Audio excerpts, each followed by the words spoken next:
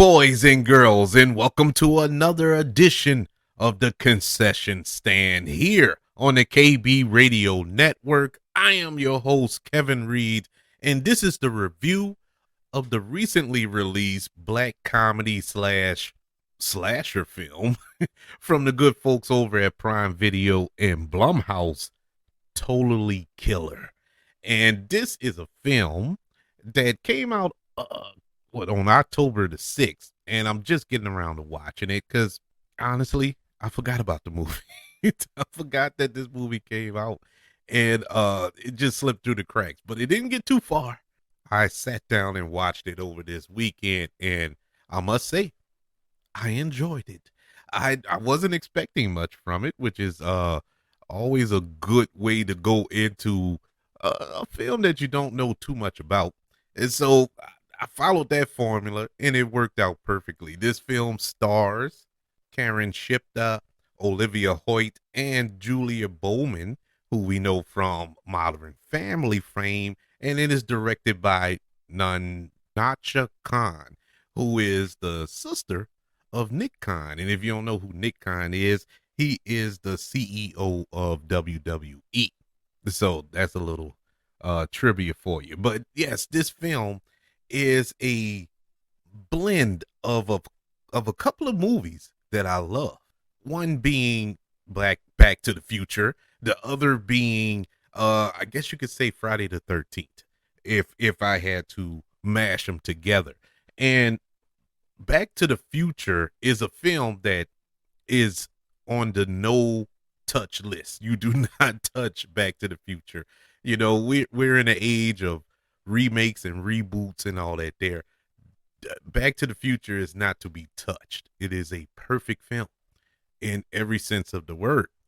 And Friday the 13th is regarded as, well, I wouldn't say Friday the 13th. Actually, I would go more Halloween with Michael Myers. So if you're going to go, which is regarded as a classic in a lot of people's eyes. So if you're going to take those two storied franchise, those two classic films, and mash them together, you got to do it right. And this film found a way to do it right.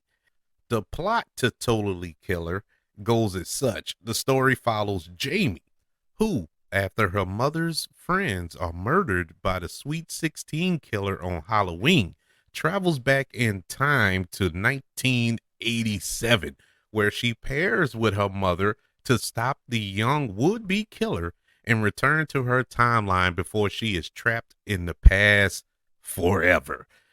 This was a very fun film to watch. Like I said, caught me completely off guard. Didn't think it was going to be as good as it turned out to be. It didn't deserve to be as good as it turned out to be. This is one of those films that, and why I didn't rush to watch it, I thought it was just a little cheesy throwaway film. And I know a lot of people probably going to watch it and feel that way about it, but I didn't. I felt that this film executed precisely what it needed to do. Um, it told a story that on in anybody else's hands probably would have came off as cheesy and corny and ridiculous. And they had their ridiculous moments. They had its cheesy moments, you know, your typical 80s film tropes throughout, but that just added to the excitement of it. You know, it leaned into it. You know, it didn't take itself too seriously, but at the same time, it had serious moments. It had moments of gravity, if you will, especially concerning our lead here of Jamie, who was played by Karen Shipka, and she did a marvelous job. I haven't seen her in anything before this. I looked her up. She's been in, you know, several other projects, but nothing that I've ever gravitated to and watched.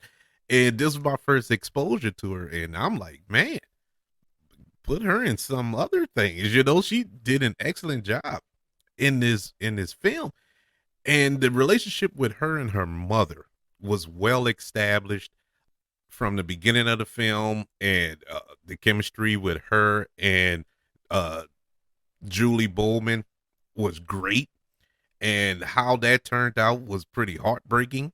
And for her to go back in time and confront her younger mother, who uh, was like a different person, and it makes you think about, especially us of a certain age who are older, who have kids ourselves, who probably have especially kids, and they act just like you did when you was you was that age, but it annoys you to no end, and you see yourself in them, and it's like, oh my god, it just drives you crazy, and you don't know whether to choke slam them or anything like that. But at the same time, you looking at it, you like, well, I used to act like that, I used to do stupid stuff like that, and you learn from it. But at the same time, you don't want your children to go through what you went through, and that's basically what the mother character is, and she is trying to steer her daughter in a different path than what she went through or what she did.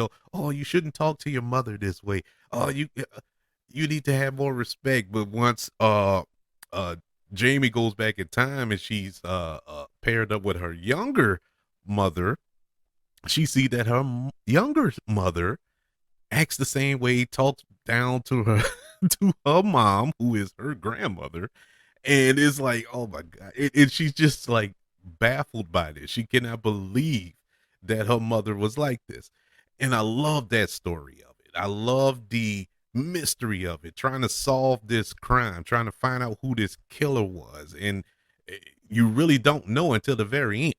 And it was a real good mystery with that, and then you have the ticking clock throughout this film that she has to get back.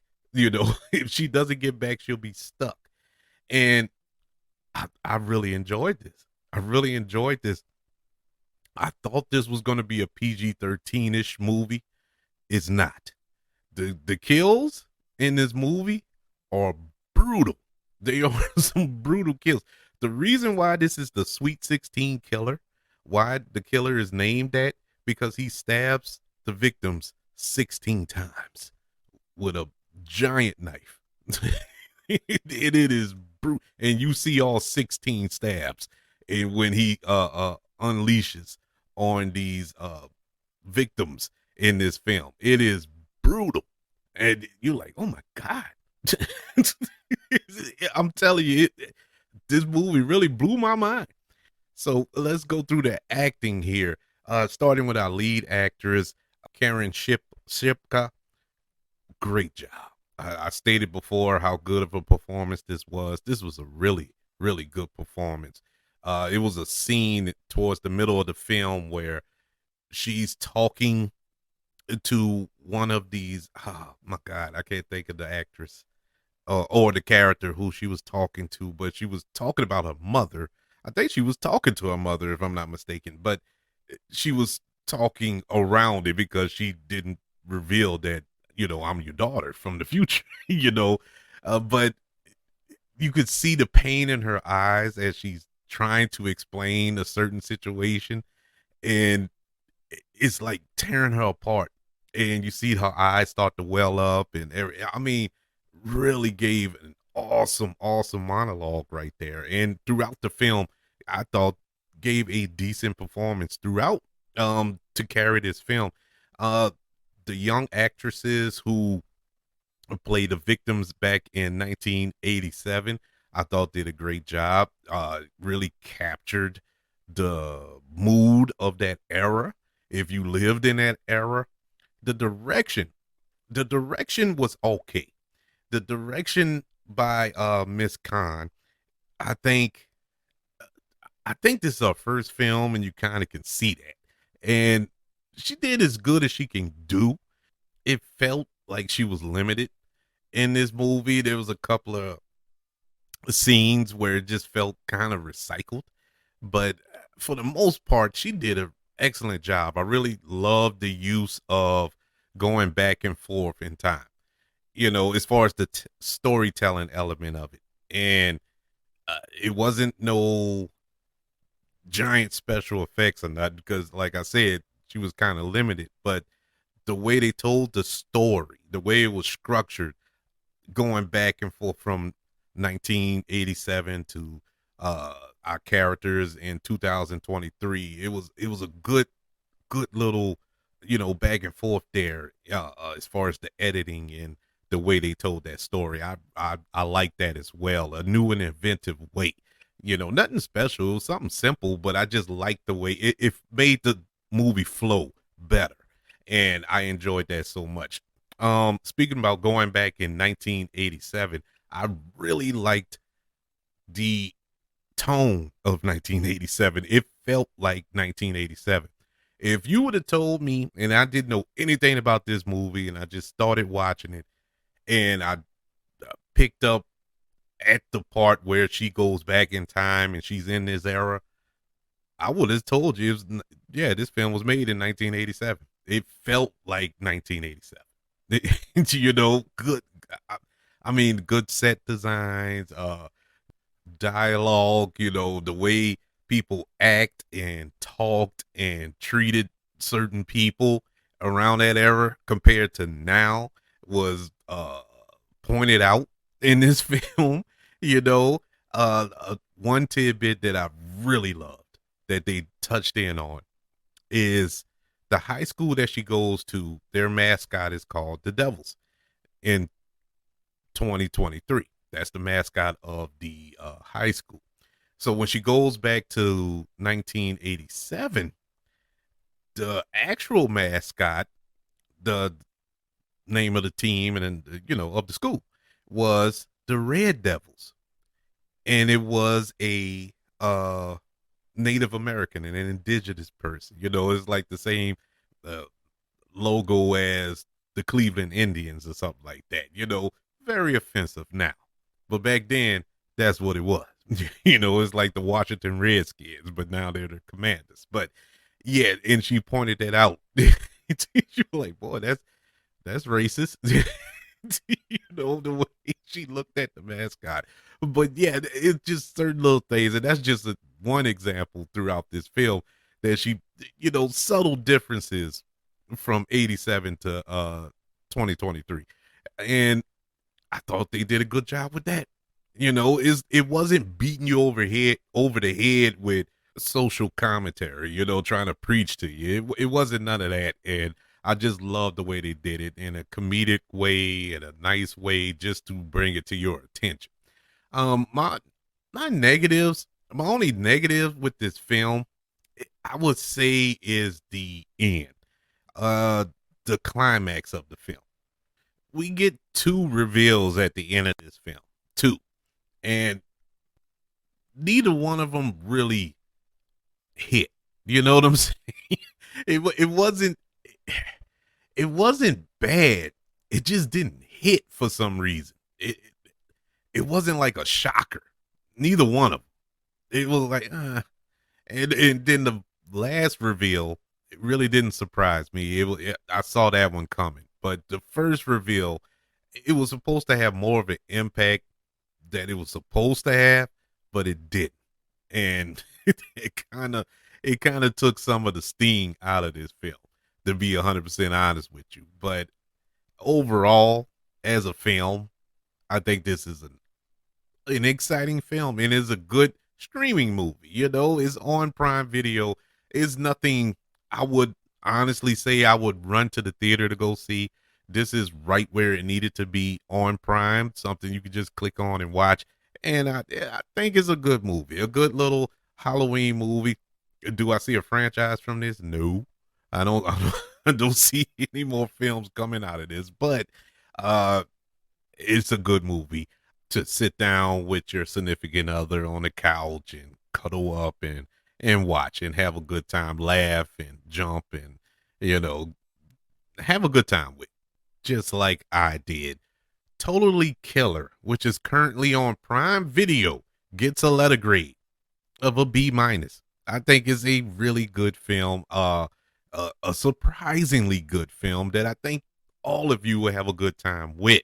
I would like to know, have you checked out Totally Killer on Prime? If not, what are you waiting for? let me know by emailing the show, kbradiopodcast@gmail.com. You can also look me up on all social media platforms. Just look up the KB Radio Network. Look up the KB Radio Network channel on YouTube. Subscribe to the channel and like this video if you don't mind. Also, don't forget about the 5 stars, the reviews, and sharing this show if you're listening on Apple Podcasts, Spotify, iHeartRadio, wherever you are currently listening to the concession stand here on the KB Radio Network. Everybody, thank you for joining me for this review of Totally Killer, currently on Prime Video. Want you all to know that I love you, continue to love everybody, and until we speak again, you all be blessed.